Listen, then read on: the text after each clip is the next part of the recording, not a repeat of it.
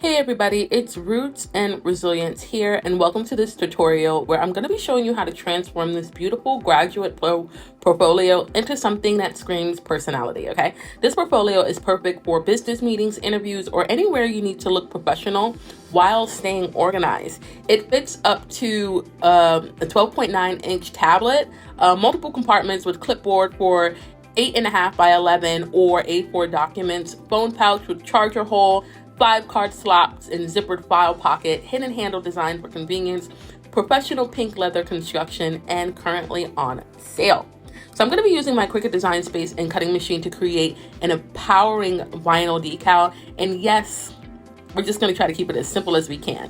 Amazon link for this exact portfolio in the comments below. So I opened up the Cricut design space, created the design. You can use text, images, or combine both.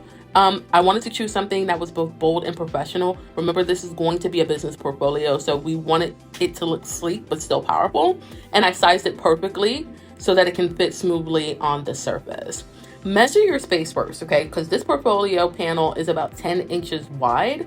So I'm keeping my design around 8.6 inches or 8 to 6 inches so that it looks balanced, okay?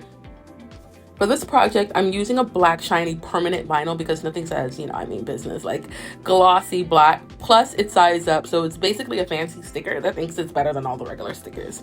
Now, here's the important part. With permanent vinyl, the shiny black side actually faces up on the cutting mat, not down like adhesive vinyl, and you don't need to mirror the image. Don't be like me and get confused about which side goes where. I already selected the vinyl material and I'm gonna get ready to kind of press this flashing C button. I've already cut out my transfer tape to the exact same size, so I should be ready to go. So I'm gonna smooth out the vinyl here.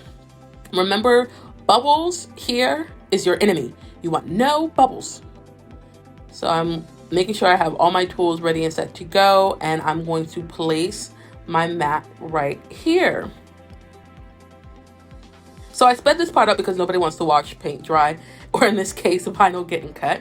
But as you can see, it's working like magic. While it's cutting in fast forward mode, just make sure that in roll time, you don't move the mat. You want to keep those lines clean and precise, okay? Now it's time for the weeding. And let me tell you, sometimes vinyl has attitude, okay? And I'm using my trusty XEUZK weeding tools plus my Cricut tools because this vinyl, it was a little stubborn. I'm not gonna lie, and it didn't want to stick to the transfer tape.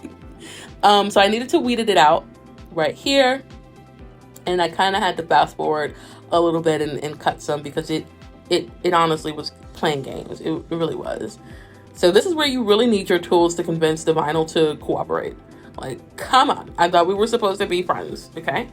Pro tip, when vinyl gets moody like this, use your weeding tools to press the transfer tape down. And you want to put some pressure on it because sometimes you just got to show it who's boss. So as you can see, I'm now taking my little squeegee tool and I'm just removing the extra debris. I already cut my transfer tape to the size that I needed it to cover my decal. And we're just gonna go ahead and do our best to smooth it out. Now, when applying the transfer tape over my weeding design, it's going to help me move the vinyl from the backing to the portfolio. You want to use your scraper tools to smooth out any bubbles, okay? We want good contact between the transfer tape and the vinyl. I don't know if you can see this, but I had like this bubble that just wouldn't quit. It was so stubborn, and it got to the point where I was like, you know what, I'm just probably just going to take a needle and pop it. And then I was like, you know what, maybe that's not a good idea. But it was really stubborn. You see it? You see how big it is? Now, I wasn't too concerned because obviously the rest of the decal has, it's connected. But if this was words, like if it was on the word side, I would have just chosen to lift up the transfer tape again just to make sure that it sticks, because sometimes it'll give you a run for your money. So I already cleaned the portfolio surface with a lint-free cloth to remove any dust or oils. So now I'm attempting to peel off the decal from its backing onto the transfer tape. And as you can see, sometimes it be playing, sometimes. So I don't know if you can tell, but I also had to kind of cut a little bit of this part. You just want to take your time. Patience is honestly key. If you're like me and you want things perfect, you just got to do it till you get it, okay? Now comes the fun part. I get to position my design exactly the way I want it. Take your time here because permanent vinyl means permanent, okay? Using firm pressure, I'm going to brush the entire design to ensure a strong adhesion. This step is crucial for longevity. As you can see here, that bubble was still there. That bubble would not quit. But you know what? It's okay. We're going to do our best to just press it down everywhere else. Give it ample amount of pressure. Because technically the decal is working like its very own sticker. And you just want to make sure that it sticks.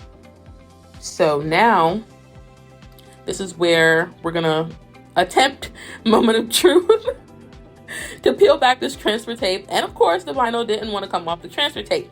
Now it wants to be extra clingy, okay? It was having a hard time getting on the transfer tape. Now it doesn't want to get off the transfer tape. You will definitely be in for some battles of your life. But once again, consistency is key. You know, if you want it perfect, take your time. Do not rip the transfer tape off.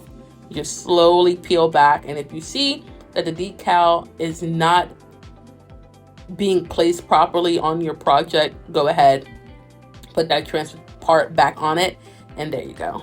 Finally, look at the beautiful black shiny decal.